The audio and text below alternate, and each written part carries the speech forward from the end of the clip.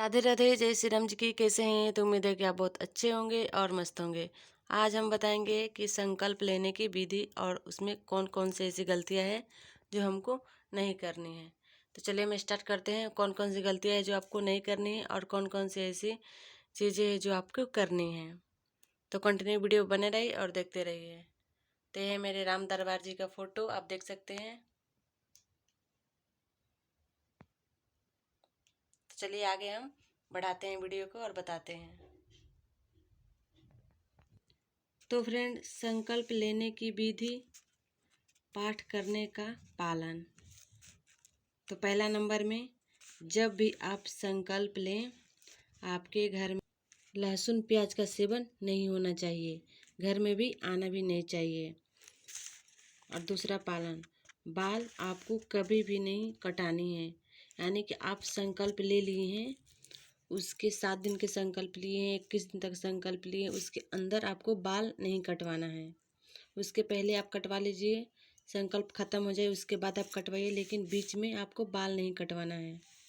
क्योंकि आप संकल्प से जुड़े हैं, संकल्प लिए हैं, उसमें कोई भी काम आपको मतलब बुरा काम नहीं करना है। तीसरा, नाखून नहीं कटानी है, आपको नाखून भी नहीं कटवानी है, क्योंकि इससे फायदे नहीं नुकसान होगा। बाल और नाखून नहीं कटवाना है। चौथा, अशुद्धि अवस्था में आप कभी भी संकल्प ना लें। अशुद्धि अवस्था में आप कभी भी संकल्प ना लें। पांचवा, कभी भी आप संकल्प भाग दौड़ में ना करें। भाग दौड़ का मतलब ये है कि आप भाग दौड़ में संकल्प ना करें।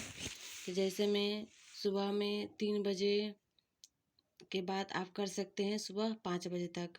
उसके बाद से 5 बजे के बाद आप संकल्प में लेकर पूजा ना करें, क्योंकि घर में छोटे छोटे बच्चे होते हैं, व्यक्ति होते हैं, डिस्टर्ब होता है, भाग दौड़ में ना कर सकते हैं। तो इसका पालन आप अवश्य करें।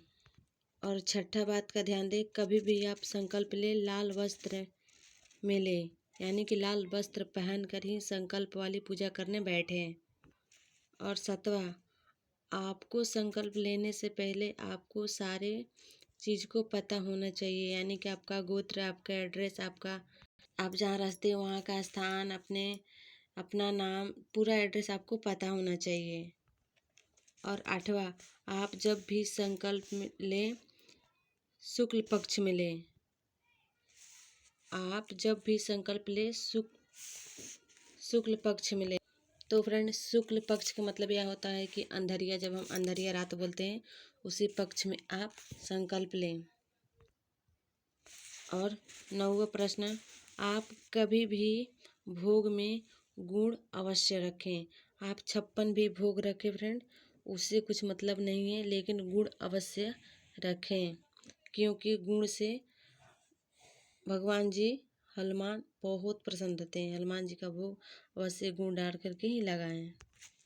और 10वां, आपको जब भी संकल्प लेना है, आपको राम दरबार का प्रतिमा आपके सामने होना चाहिए। यानी कि जब पूजा करने आप बैठ रहे हैं, जब भी आप पाठ करने बैठ रहे हैं हनुमान चालीसा का, तो राम दरबार का फोटो अवश्य आपको सामने रखना चाहिए, होना चाहिए। नहीं है तो कोई बात नहीं, हनुमान जी का फोटो आप रख सकते हैं।